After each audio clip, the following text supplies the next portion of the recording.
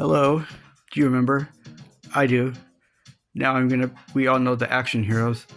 The last one, which was Arnold Schwarzenegger's last action hero. I don't know what that meant. Either the genre was dying out or he was the last of the action heroes that people think of or go to. But a universal trope that I learned about in TV tropes is what they call the opposite, the action survivor. Now, in some ways, they seem almost interchangeable as action heroes, even though they're the opposite. They're not like the exact opposite, like phylogeny is the exact opposite of misogyny.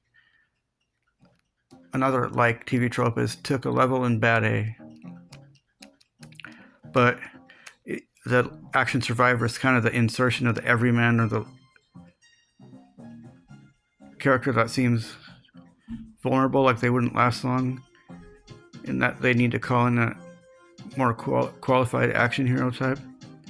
It's like an innocent bystander in dangerous situations who doesn't so much as get the call but get chased down and trapped in an animate phone booth and having to deal with dangerous situations that even a certified action hero would have trouble handling. And this can happen in real life with people, so I don't want people to underestimate themselves.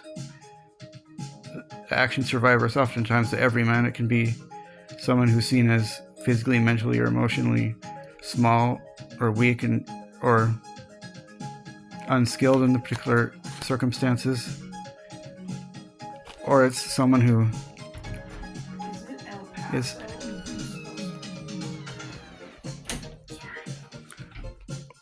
who's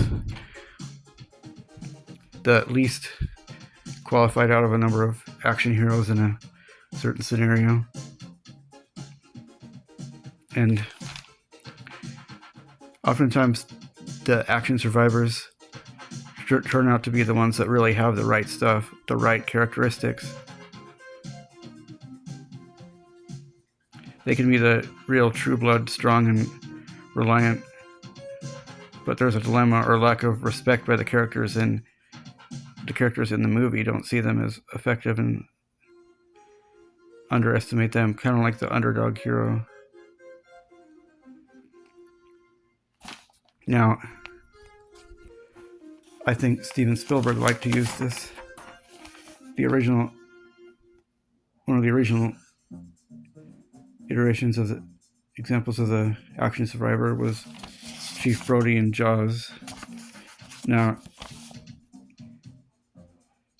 he was just a policeman trying to do his job in a fishing town, and he hated the water and he wanted a quiet and peaceful life. And so when that 25-foot shark was attacking, what he did was, of course, he thought, we need to hire a shark hunter, and he was the grizzled ruffian who he was seasoned and experienced it most of his life and survived the USS Indianapolis. And he was the oceanographer, Hooper Quint. He was like an updated version of Captain Ahab, and Brody was the police chief and the father, and he was determined and brave and sensible. And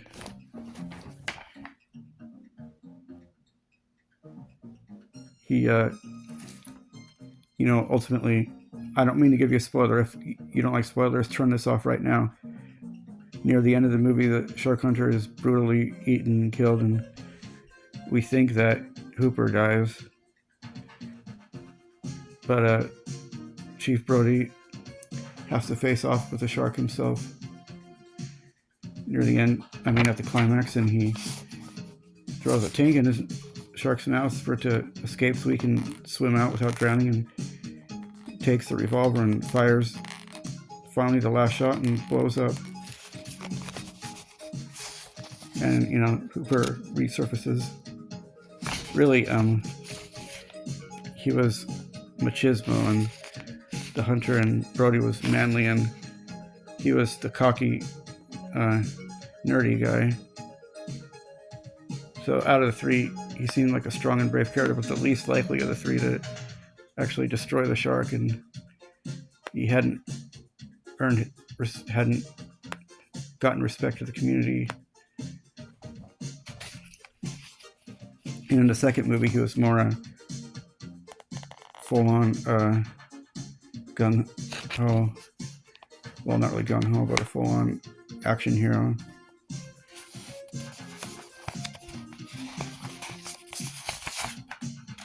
Now, just 1 year later, my brother saw this with his friend when he was about 14, and at first he said it was like the worst, cheesiest horror movie he'd ever seen. It was a 1976 creature horror movie called Grizzly. It was about a 18-foot tall grizzly bear. It was filmed in a national park in Georgia, and it was actually very much talked about for being creepy and really gruesome, really gory. And it said it would put Jason Voorhees to shame. And that it was. And the body count was pretty high and gruesome, gory kills. And again, in the same movie, it has basically the same characters. It has Park Ranger Michael Kelly, and he's a park ranger, but he has no experience with zoology and beasts or hunting, and he hires a hunter and another expert, and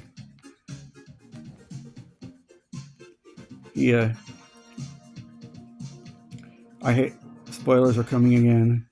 This Christopher George guy seemed like your typical handsome, manly hero type.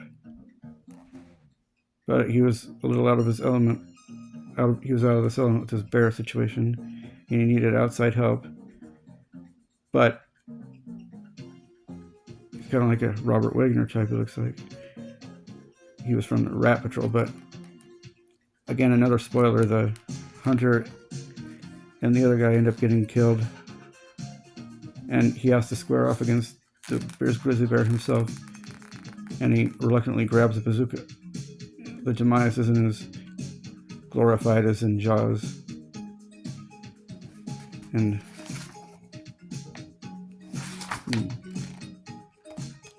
yeah, it was kind of a ripoff of Jaws, but because they're also both pretty goriest PG movies that weren't rated R.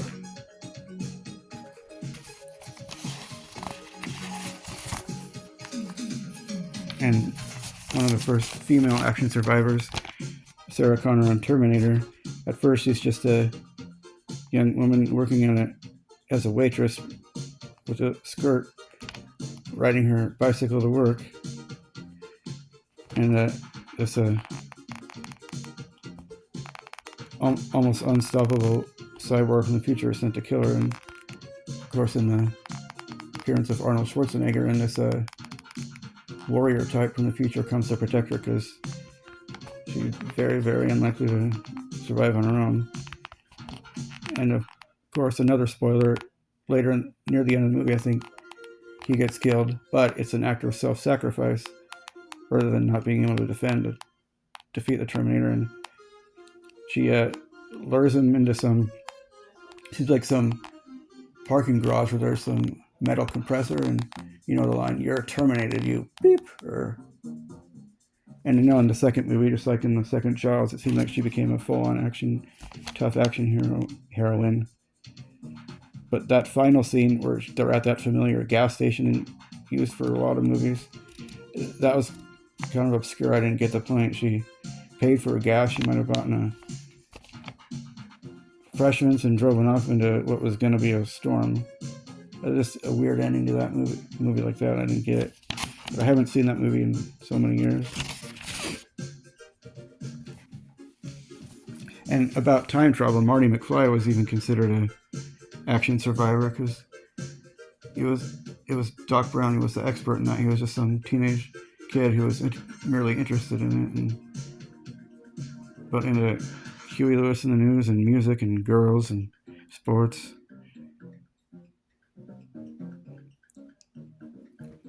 And I'm going chronologically just in case. The obvious template would be Jurassic Park and Jaws, but I'll get to that later. In 1987, we had Inner Space, another example where the action survivor trope was used. That was a Joe Dante comedy, you know, that sci-fi guy who does sci-fi comedy and horror kind of mixed. He did Gremlins and Small Soldiers, and yeah, he just played a hypochondriac who was really high strung and worked at Safeway. And he gets a miniaturized man who worked at Vector Scope, played by Dennis Quaid, and these spies want their hands on it, and they end up in a really dangerous caper of life and death, and he becomes a hero. Also, Small Soldiers in 1998 could have been like that, but it could be like, I think it's more Tickle Level and Batty, as the alien Gorgonites were bred to be peaceful not freakish alien creatures who were programmed to lose, but they're able to fight against that and defeat the Commando elites. And then there came Die Hard. John McClane seemed like an obvious action hero, but he's considered an action survivor.